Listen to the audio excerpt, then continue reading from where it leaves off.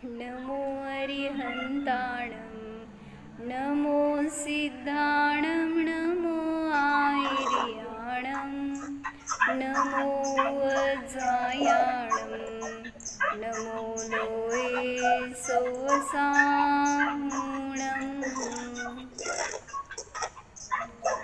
अजर मर विकल विकारी अविनाशी अनंत गुणधाम नित्य निरंजन भवदुःख भंजन ज्ञान स्वभावी सिद्ध प्रणाम ज्ञान स्वभावी सिद्ध प्रणाम।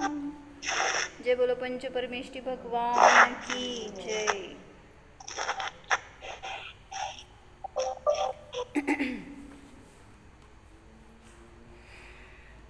जिनेंद्र भगवंतांचं पूजन हे आपल्याला प्रशस्त राग म्हणला गेला।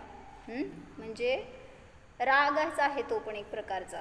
जोपर्यंत बाह्यद्रव्यांचा अवलंबन आहे तोपर्यंत राग किंवा द्वेष आहे। मग भगवंतांचा अवलंबन घेतो त्यावेळेस तिथं तो शुभ राग म्हणला जातो, प्रशस्त राग म्हणला जातो। पण तो सुद्धा शेवटी संसारालाच कारण आहे। म्हणजे पुण्य आहे तोपर्यंत संसार भ्रमण आहे, जोपर्यंत पुण्याचा पण नाश होणार नाही तोपर्यंत मुक्तीची प्राप्ती होणार नाही। पण तरीसुद्धा अन्य अशुभ विषय कषायांमध्ये न जाण्यासाठी म्हणून हे एक आपल्यासाठी अवलंबन आहे। कारण ज्ञान आहे ते कुठल्या ना कुठल्या विषयाला पकडत राहतं, काय ना काय कुठल्या तरी विषयाला धरून चिंतन करत राहतं। मग तिथं अशुभ विषय येण्यापेक्षा म्हणून हे सांगितलं, एक भगवंतांची भक्ती करा, चिंतन करा, पूजन करा, त्यांचं ध्यान करा, जाप करा, तर त्याच्या निमित्तामध्ये आपला उपयोग शुभ राहतो। तर इथं काय सांगायला लागले, काल आपण वाचलं होतं थोडंसं याच्यातलं।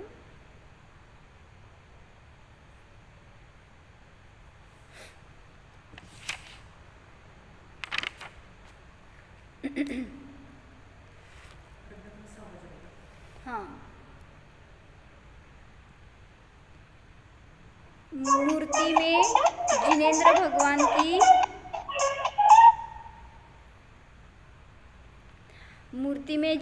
भगवान की स्थापना होती है।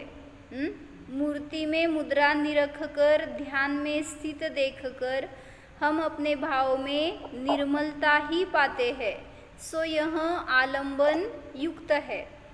यहाँ इस आलंबन में म्यूट केले हुए, यहाँ इस आलंबन में होकर भी केवल यह उद्देश्य होना चाहिए कि मेरे स्वरूप का विकास हो, मुक्ति का मार्ग मिले, विकल्प विडंबना के झंझट छूटे। म्हणजे जेव्हा आपण त्यांच्या समोर बसतोय ना, भगवंतांच्या समोर, त्यावेळेस काय विचार करायला पाहिजे, काय आपलं चिंतन असायला पाहिजे, काय चिंतन करतो, माझ्या विकल्पांना विराम मिळावा, अन्य सगळे विषय कशा आहे तोपर्यंत तेवढ्या वेळासाठी तरी खंडित व्हावेत, निर्विकल्प।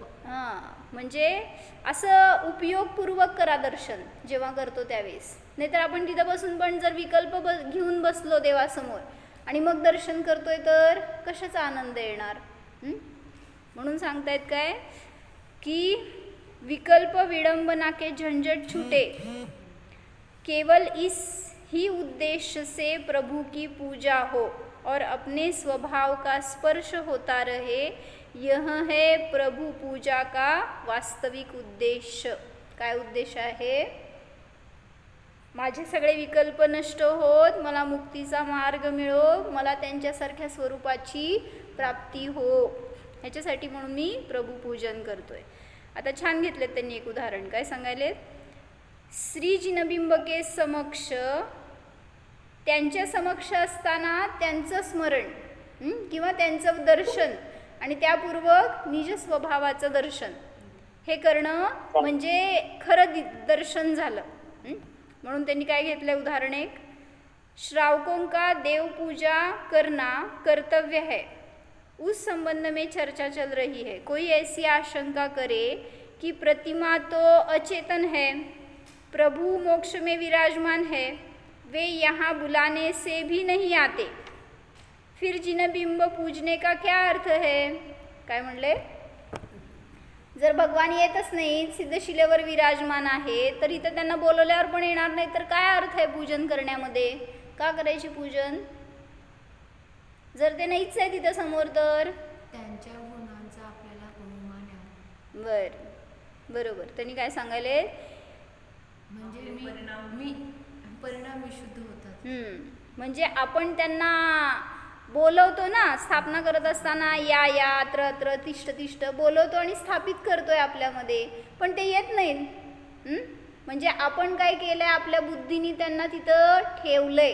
ते काय वर्ण साक्षात येत नाहीत. कोण वर गेलेला जीव खाली येत नाही, पण ते आहेत या भावनेने आपण पूजन करतोय. त्यामुळं त्या मूर्तीची पूजा नाही आहे ती, ते भगवंतांची पूजन आहे, त्या भगवंतांचं स्मरण आहे.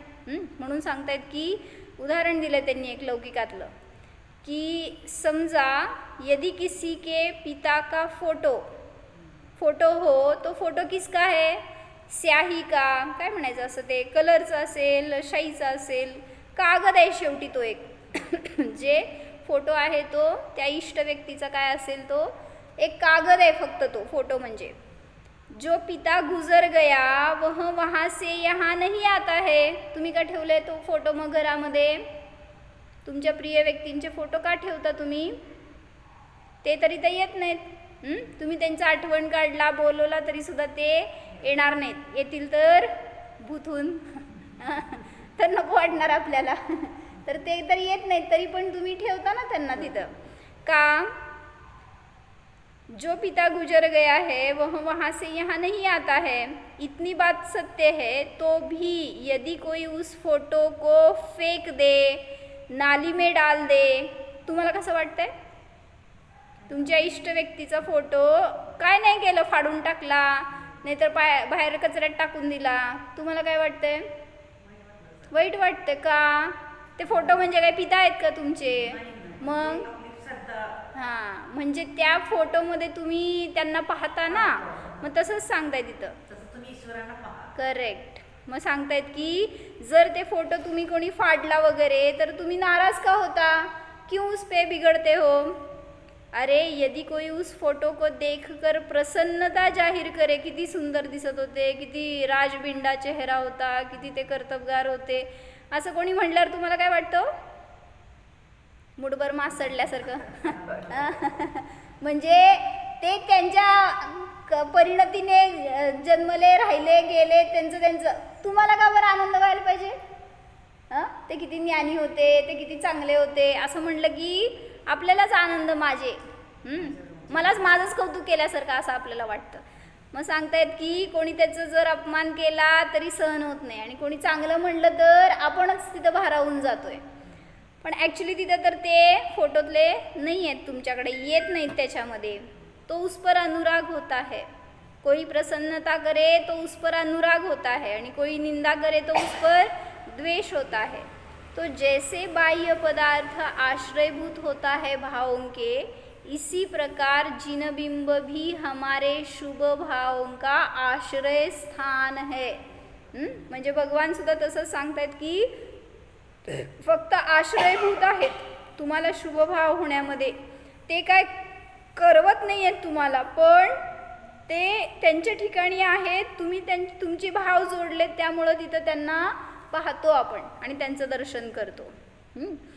दूसरी बात, जब लोक में अकृत्रिम चैत्यालय भी है तो यह तो अनादि से रीति चली आई है की जिनबिंब हो. इतना अंतर है की जो, म्हणजे काय म्हणायचं आहे, अकृत्रिम चैत्यालय असतात माहीत आहे. कुठं असतात. सगळीकडे अनेक ठिकाणी आहेत. ऊर्ध्व लोकात आहेत, मध्य लोकात आहेत, काय म्हणायचं त्या पाताळ लोकात आहेत, किती सगळीकडे आहेत ना अकृत्रिम जिनबिंब. मग सांगतायत की ते अकृत्रिम चैत्य कुठल्या प्रतिमेचे, कुठल्या भगवंतांचे आहे. तो कोणाला माहिती आहे सांगा. नाही, ते कुठल्या भगवंतांचे प्रतिमा आहेत. सिद्ध. हां, सिद्ध नाही, अरिहंतांचे प्रतिमा. भगवान म्हणजे अरिहंतच. हां, तीर्थंकरांचे नसतात. का नसतात हो तीर्थंकरांचे? तीर्थंकर ठराविकच आहेत ना. अकृत्रिम आहेत ना. असू दे की मग काय झालं. अकृत्रिम फक्त 24च असतात. त्रिकाल असतात. 24 असतात की मग मागचे पुढचे सगळे सगळे वर्तमानातले सगळे 24 वाले तीर्थंकर आहेत की कोणाचे पण असले असते तर चाललं असतं. का नाहीत तीर्थंकरांचे?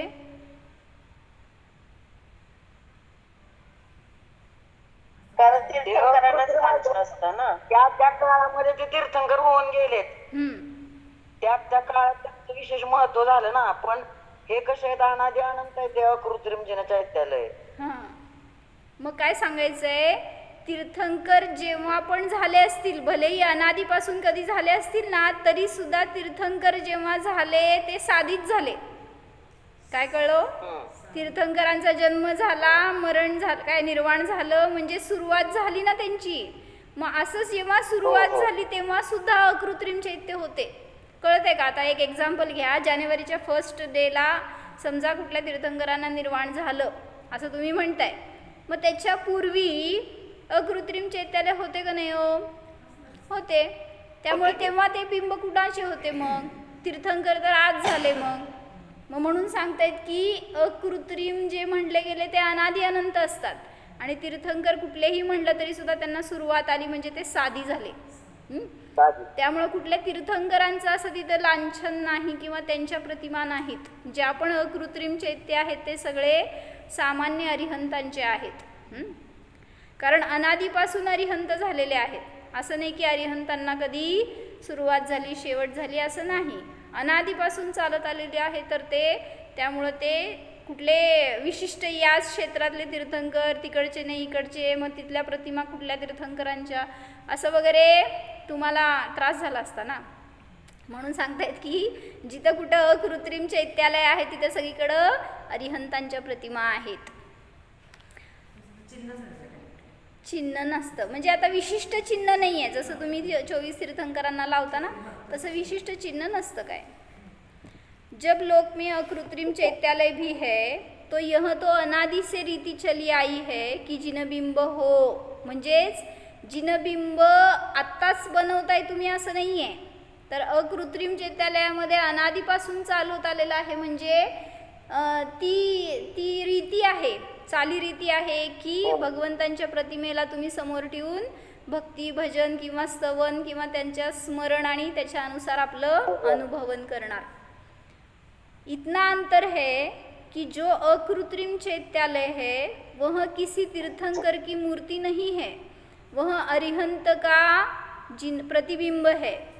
तो जिनबिंब में प्रभु की स्थापना किया हुआ श्रावक वहाँ जिनेन्द्र देव का स्तवन करता है. कोई प्रतिमा को पूजता नहीं है किंतु प्रतिमा में स्थापना कर जिनेन्द्र देव को पूज रहा है. कोणाची पूजा करताय तुम्ही? त्या दगडाची नाही, ती जी प्रतिमा उकरली आहे त्याची नाही, तर त्याच्यामध्ये तुम्ही जे भावपूर्ण स्थापन केलेले भगवान आहेत त्यांची तुम्ही त्यांची पूजा करतोय. कोणाची? भगवंतांची पूजा आहे, मूर्तीची पूजा नाही. कोई लोग तो सिर्फ भाव पूजा कर लेते हैं स्तवन करके, गुणानुवाद करके. कोई लोग द्रव्य पूजा कर लेते हैं. तो जैसे कोई राजा महाराजा पुरुष के दर्शन करने आगे कुछ भेंट, कुठे गेलो?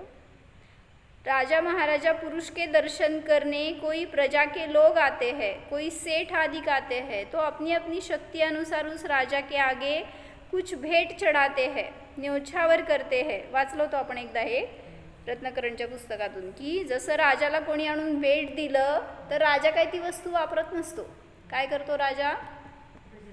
दान करतो, सगळं इतरांना देतो. तसं तुम्ही जेव्हा देवासमोर चढवताय काही तर देव काय करतो? खात नसतो स्वतः. मग सगळी अन्यांची हीच मान्यता आहे ना. देवाला दिलेला भोग देव खातो. देवाला प्रसाद चढवायचा तर तो भोगतो अशी मान्यता आहे अन्यांची. पण देव तर भोगणारा नाही, खाणारा नाही. तर त्या प्रजेनी जर राजाला काही दिलं तर राजा को प्राप्त होता है जो वो राजा रखता नहीं है, वह तो याचकों को बांट देता है. तो ऐसे ही यहाँ जो कोई कीमती कम कीमती जो द्रव्य चढ़ाता है प्रभु को, तो वह प्रभु की भक्ति है, अनुराग है। प्रभु को जो द्रव्य चढ़ाया उसमें हिंसा न होती हो, इसका विवेक रखना चाहिए। एक इंद्रिय की हिंसा भी न हो, 2 इंद्रिय आदि कीड़ों की हिंसा के बचाव का तो पूरा ध्यान रखे। ऐसी कोई चीज़ न चढ़ाए जिसमें कीड़े झड़ सकते हो या बहुत देर तक रखने पर उसमें कीड़े उत्पन्न हो जाए, ऐसा कोई द्रव्य न चढाए। म्हणजे काय चढवायला पाहिजे आणि काय नाही ह्याचा सुद्धा विवेक असायला पाहिजे हे सांगतायत। कशासाठी बघितलं आपण हे प्रभू भक्ती करत असताना आपले परिणाम त्यांच्याशी जोडले गेले तर तुम्ही ठीक आहे, तुमच्या समोर आता असलेल्या प्रतिमा कुठल्या तीर्थंकरांच्या वगैरे आहेत, किंवा आता मागं सांगितलं होतं सिद्धांची पण प्रतिमा बनवता आणि त्याचं पूजन करता।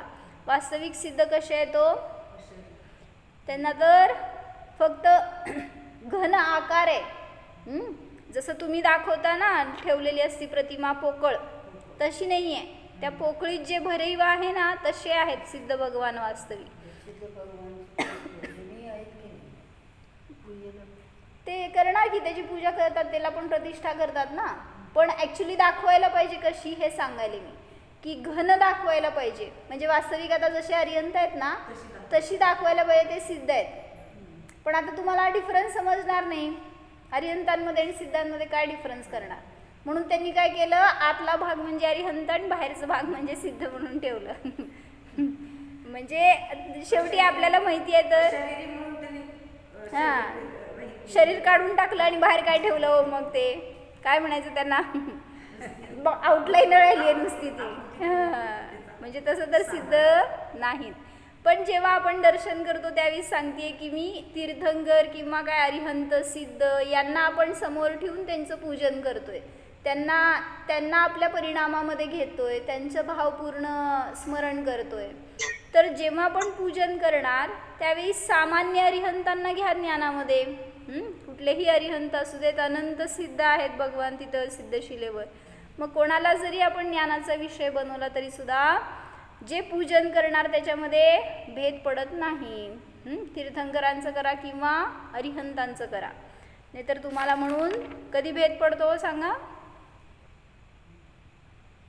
तुम्ही जेव्हा पूजन करता त्यावेळेस तुमच्या ज्ञानामध्ये भेद कधी पडतो, जेव्हा तुम्ही म्हणता पार्श्वनाथ विघ्नहर्ता, काय अजून शांतीनाथ शांतीदाता, असं करायला गेला की तिथं म्हणलं भेदभाव झाला। म्हणून सांगतायत की कुठल्या विशिष्ट तीर्थंकरांना विशिष्ट फळाच्या प्राप्तीसाठी म्हणून पूजा करू नकात, म्हणूनच की ते चुकीचं आहे ना। असं काय कशासाठी, त्या व्रतकथेसाठी करा की तुम्ही, फक्त त्या व्रताचं विधी आहे म्हणून, पण त्याच्यामुळं मला काहीतरी प्राप्त व्हावं। हां संकट आलं की जायचं कुठं, महावीरजीला जायचं, तिथं विधान करायचं का? महावीर तिथले आणि इथले वेगळे आहेत का? सगळीकडे एकच आहेत ना, मग कशाला जायचं तिथं? म्हणजे अशी उद्देश ठेवून आपण पूजन करायला गेलो तर भेदभाव केला हे सांगायला लागले। म्हणजे सगळे अरिहंत समान आहेत, सगळे सिद्ध समान आहेत। म्हणून आज आम्ही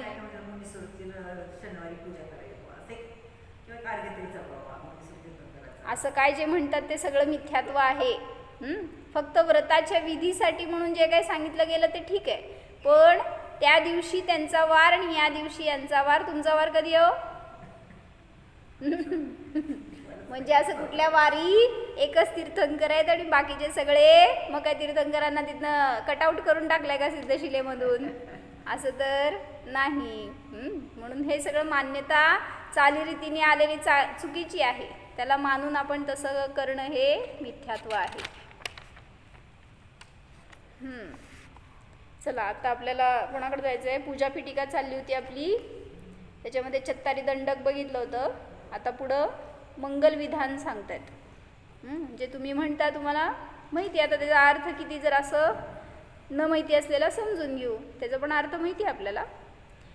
अपवित्रः पवित्रो मां सुस्थितो दुस्थितोऽपि मां ध्यायेत् पञ्चनमस्कारं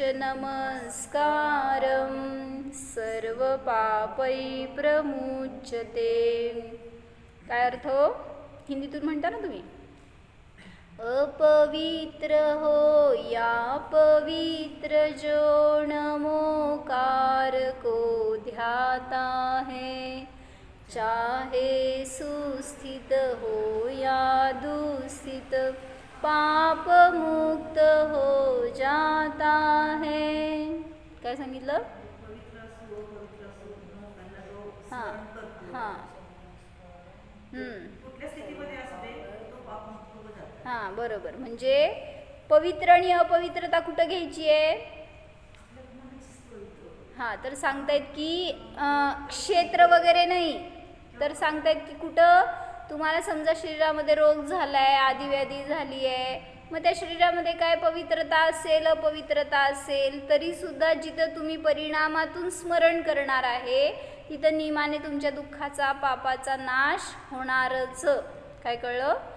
म्हणजे तुम्ही शरीराने अपवित्र आहे म्हणून मी धर्म करू शकत नाही असं नाही. परिणामातून करायचे ना, शेवटी धर्म भावनेमध्ये असायला पाहिजे, परिणामात असायला पाहिजे. शरीराने धर्म म्हणजे क्रिया नाही आहे कुठली.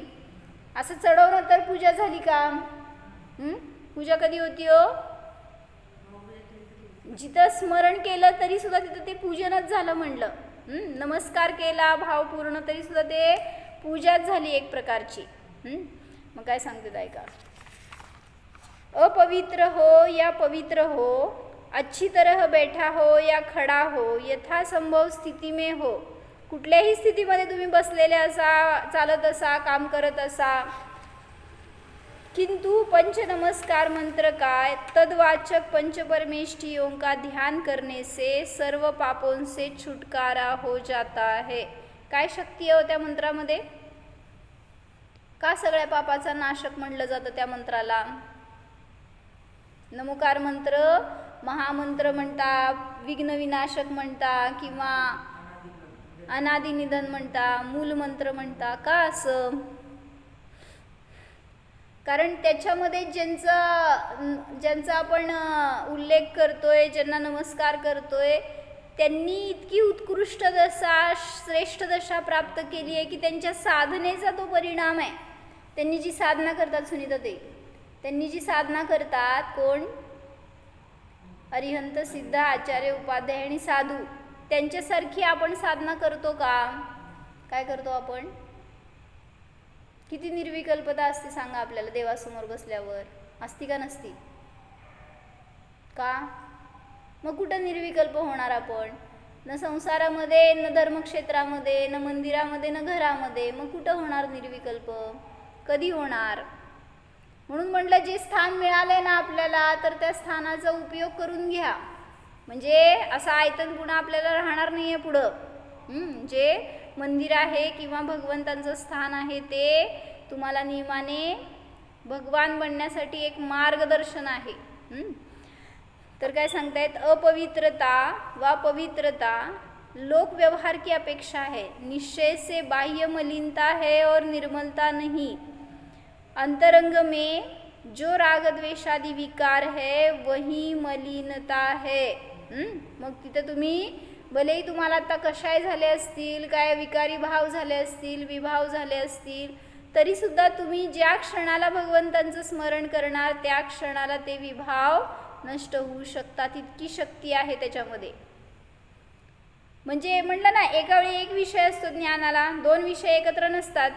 मग विभाव कशाय असणार का भगवंतांचं स्मरण असणार हो? कशाय भाव हे अशुभ भाव आहेत आणि भगवंतांचं स्मरण करणार तर शुभ भाव आहेत. एका वेळी किती भाव? एकच भाव असणार. म्हणून सांगितलं कशायापासून वाचायचं आहे ना, तर विषय बदला. एक भगवंतांना विषय ठेवा किंवा निज भगवान आत्मा. मग सांगतायत रागद्वेषादी विभावच मलिनता आहे. वह जहाँ नहीं होती वहाँ निर्मलता है. अतः अंतर्दृष्टि से निर्मल होना चाहिए. शरीर की हालत घिनौनी भी हो, लेकिन शुद्ध मन से परमेष्ठियों का स्मरण या मंत्र जाप्य पापों को धो देता है. आता तुम्ही काय करता हो, जेव्हा अंतिम क्षण चालू आहेत, कोणाची संलेखना चालू आहे, तिथं काय सांगता त्या जीवाला? अनेकांची संलेखना बघितली तुम्ही आत्ताच. काय संबोधन करतो आपण तिथं? मग नमोकार मंत्र सांगता किंवा ध्यानसूत्र सांगता, जाणणार आहे, शरीरापासून वेदविज्ञान करवता, भगवंतांचं स्मरण करवता, संलेखनेबद्दल त्यांना स्थापित करतो, भय संपव त्यांचं ह्याच्यासाठी म्हणून त्यांना स्थितीकरण करतो त्यांचं. म्हणजे जे काय हे तुम्ही उपदेश देता, सगळ्यात महत्त्वाचा उपदेश ध्यान सांगा त्या जीवाला. जो कोणी मरणासन्न झालेला आहे त्या जीवाला नमोकार मंत्र सांगा की नाही असं नाही, किंवा अरिहंत सिद्ध हेच त्यांच्या डोळ्यासमोर असावे हे पण श्रेष्ठच आहे, पण त्याच्या पुढं जाऊन त्यांचं अवलंबन पण सोडवायला पाहिजे. आत्ता माताजींसमोर एक जण आले होते, तर त्या साधकाला आम्हांनी एवढे छान उपदेश दिला. म्हणजे त्यांना सांगितलं, ते साधकसुद्धा सांगितलं काय, अशी मस्त उत्कृष्ट साधना करणारे आहेत, त्यामुळं त्यांना ज्ञान आहे की कोणाला विषय करावं, कोणाला धरावं. त्यामुळं माताजींनी आता पंचपरमेश्वरींचं अवलंबन पण सोडवलं. म्हणजे म्हणले न जल्पसुद्धा करायचे नाहीत, म्हणले आता मी जीव आहे, मी शुद्ध आहे, बस अनुभवन करा, एवढंच राहिलं आहे आता तुमच्याकडं. म्हणले जाणीव करा, अनुभव करा, तर तीच खरी साधना आहे. बाकीचं तर केलंय, करतोय, करणार, पण हे करा एवढं सांगणारे तेच असतात जे स्वतः करतात. त्यामुळं सांगतायत की जाणीव निरंतर करा, हा उपदेश शेवटी द्या पहिल्यांदा. म्हणजे शेवटच्या समयाला पहिल्यांदा हा उपदेश द्या की स्वतःला धरा, स्वतःला जाणा, मी तर जीव आहे, शरीर मरणार आहे, मी मरणारा नाही आहे, असं उपस्थापित करा. तर त्या शरीराच्या मरणाच्या निमित्त आकुलता नाही होणार, भय नाही होणार, त्याच्या वेदना नाही जाणवणार. आपल्या संलेखनेसाठी काय तयारी केली आपण? काय केली हो? आपलं मरण कधी येणार आहे माहिती आहे का सुनीताताई? आपलं मरण कधी येणार आहे? मग काय तयारी केली आपण? कशावरून याच्या नंतरच्या क्षणात आपण जगणार आहे? त्यामुळं सांगतायत काय, आत्तापासून या क्षणापासून साधना सुरू करायची आपली. काय करायची? साधना करायचं म्हणजे, मग एक वाक्य मी काय ऐकले आज, साधना के लिए साधनों की आवश्यकता नहीं होती. म्हणजे काय हो? काय कळलं सांगा? साधना के लिए साधनों की आवश्यकता नहीं होती म्हणजे काय हो? विजू काकी बोला. बाह्य साधनाची आवश्यकता नाही. म्हणजे स्वतःची साधना करत असताना बाहेरची साधना ची काही गरजच नाही ना. स्वतःमध्ये राहणं ही स्वतःची साधना. आणि त्यासाठी मग बाह्य ते आपण म्हणतो की संस्कार काय काय, म्हणजे बाह्य साधनांची गरज नाही. एवढं थोडक्यात. कुठलं साधन ते सांगा की, हे काय आम्हाला शब्दाचे अर्थ समजतात. पूजा संग संमिलन नाही समाधी के साधन, असं साधारण. म्हणजे काय सांगायचंय, तुम्ही काय करताय, माझी संलेखना साधायला या बर का. म्हणजे काय करताय, सगळ्यांना जोडायचा प्रयत्न करताय. सगळे जोडले गेले किती संलेखना साधणार सांगा? 100% तुम्ही त्या सगळ्यांच्या सहवासात, सगळ्यांच्या उपदेशांनी उत्कृष्ट परिणामच करणार. कशावरून? उलट तिथं मोह होईल, काहीतरी विकल्प होतील, काहीतरी बोलायला जाताल, काय पण विभाव होऊ शकतात. त्यामुळं सांगतायत काय, बाहेरच्या साधनांमध्ये अडकू नका. जेव्हा साधना करायची त्यावेळेस फक्त स्वतःला धरा, साधनांना धरू नकात. आणि दुसरं सांगितलं की एक वाक्य की जेव्हा आपण संसारामध्ये काही क्रिया करतोय किंवा काय संसारिक सगळ्या गोष्टी चालू आहेत त्यावेळेस किती आपल्याला स्मरण असतं भगवंतांचा मार्ग, त्यांची साधना, आपला अनुभव, हे किती असतं आपल्या ज्ञानामध्ये. विसरून जातो ना. त्यांनी सांगितलं मंदिरातनं बाहेर पडल्यावर सुद्धा पापाची मालिका सुरू झाली.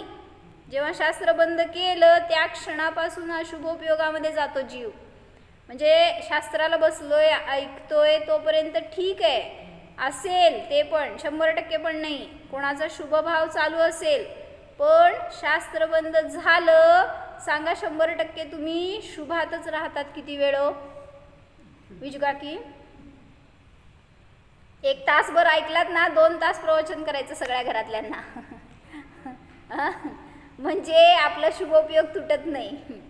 आणि हे आहे हो, शेवटी अशुभातनं वाचायचं तर हेच अवलंबन आहे, दुसरं काय नाही आहे. एक वाचन करा, स्वाध्याय करा आणि दुसऱ्याला सांगा पाहिजे तर त्याच्या निमित्तात कोणाला तरी मार्गदर्शन करा, स्थिर करा, धर्माबद्दल त्यांना काय म्हणायचं ओढ येऊ द्या, प्रेरणा मिळू द्या, असं काहीतरी घडू दे ना आपल्याकडनं. त्याच भावामध्ये राहिला तर शुभामध्येच राहणार. मी काय सांगत होते, हां, तर एक वाक्य काय मी ऐकलं कि जो आराधना में नहीं रहता वह नियम से विराधना में रहता है. काय म्हणले, जो आराधना में नहीं रहता वह नियम से विराधना करता है, किंवा जब आराधना नहीं करता तब नियम से विराधना करता है यह जीव. काय म्हणले हो, कसं, जेव्हा मी आराधना करत नाही तेव्हा नियमाने विराधना करतो, एवढं समजून घ्या. आपल्या आत्मस्वभावाची विराधना करतो, बाहेर कोणाचं तर सोडा. जेव्हा आराधना करतो त्यावेळेस मी जाणणार आहे, शरीरापासून भिन्न आहे. जेव्हा त्यातून बाहेर आलो त्यावेळेस खाताना किती छान झालंय असं म्हटलं तरी सुद्धा काय झालं, त्याच्यामध्ये अडकलो ना, विराधना झाली.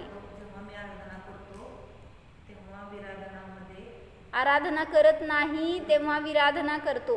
म्हणून सांगितलं की निरंतर आपले परिणाम असे असावेत की जेणेकरून आपल्याकडून विराधना न हो. म्हणून त्यांनी एक दृष्टांत दिला इथं. एक सच्ची घटना सुनाई थी वर्णी जी ने, जिससे हृदय परिवर्तन के बारे में काफ़ी प्रभाव पड़ता है. बस ऐसी की एक जमीनदार की लड़की विधवा हो गई. एका गावातल्या जमीनदाराची मुलगी लग्न झालं, विधवा झाली.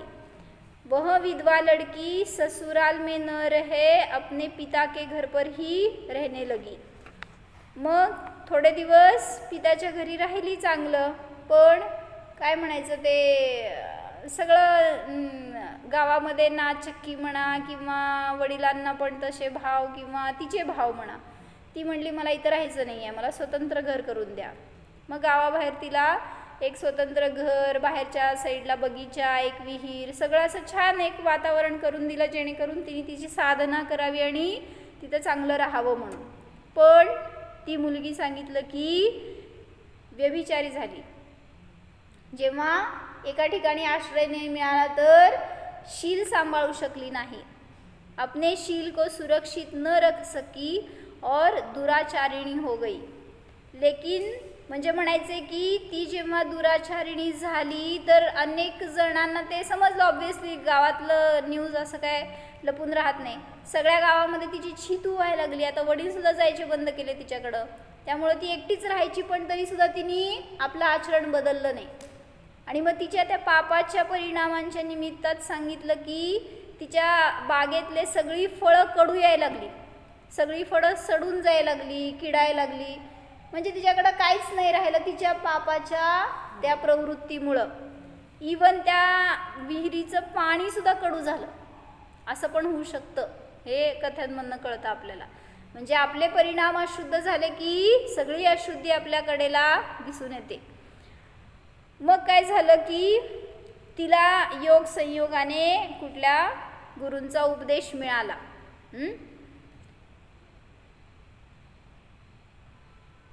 आणि मग तेव्हा त्या उपदेशामध्ये तिला पश्चाताप होऊ लागला की आपण हे किती चुकीचं कार्य केलं.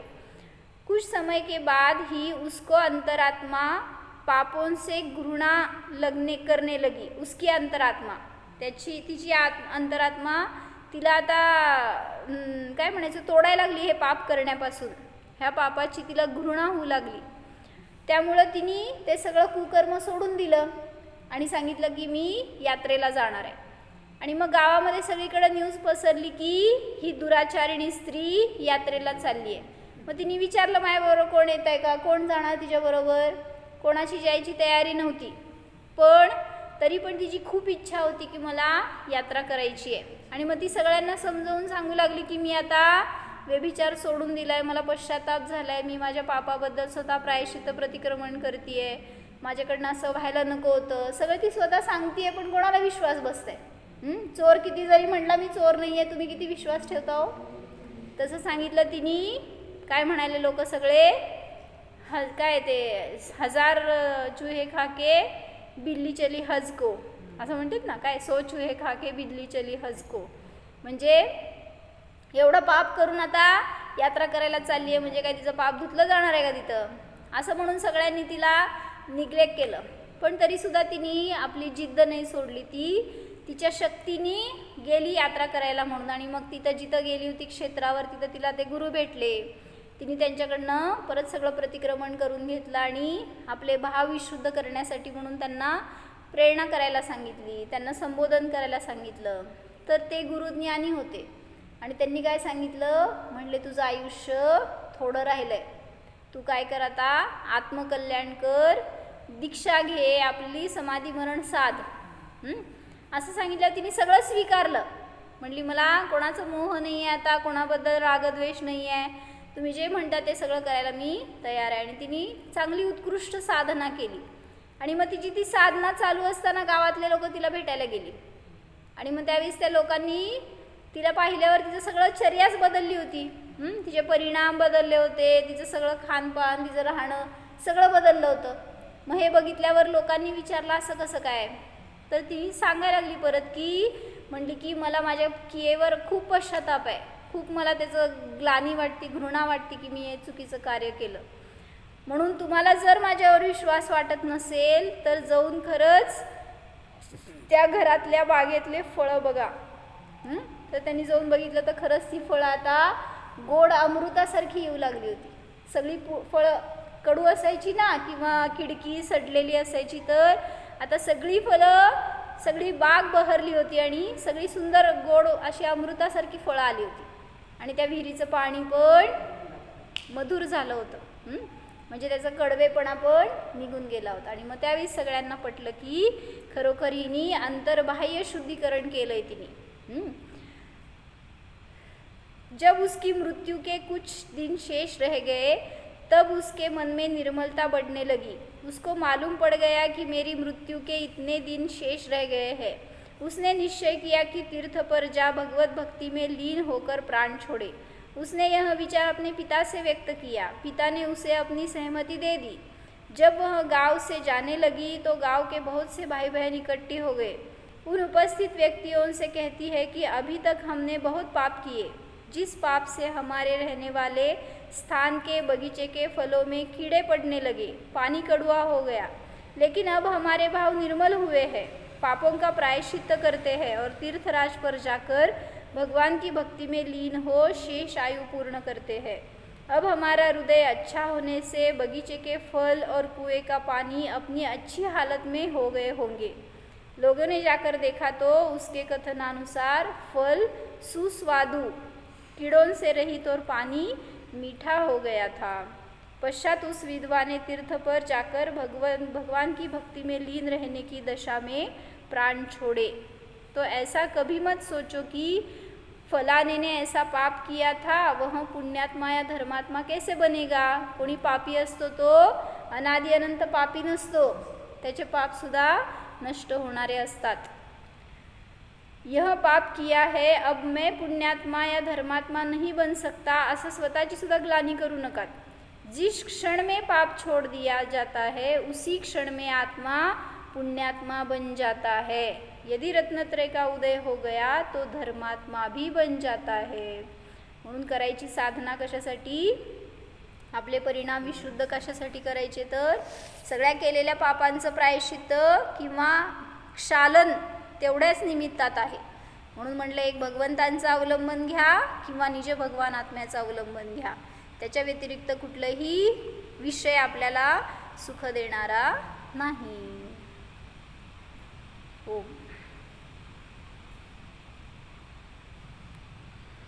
जाणा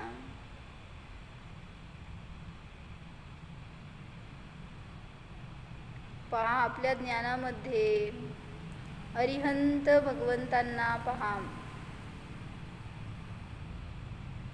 हे अरिहंत प्रभू, अनादि अनंत ज्ञानाचा पिंड आहेत, विशुद्ध स्वभावी आहेत,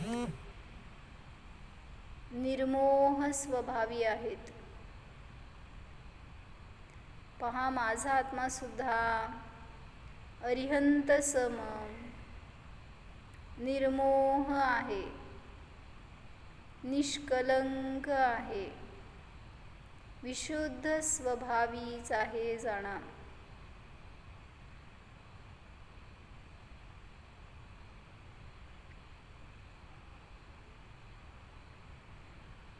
संसारापासून मुक्तच आहे,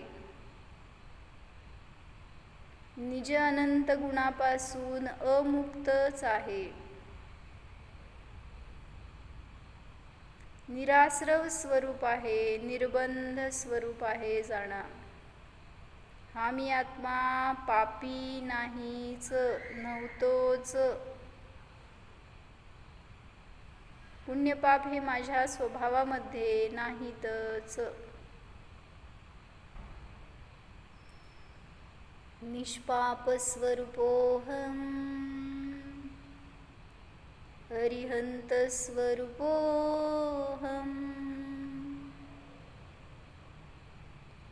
ओम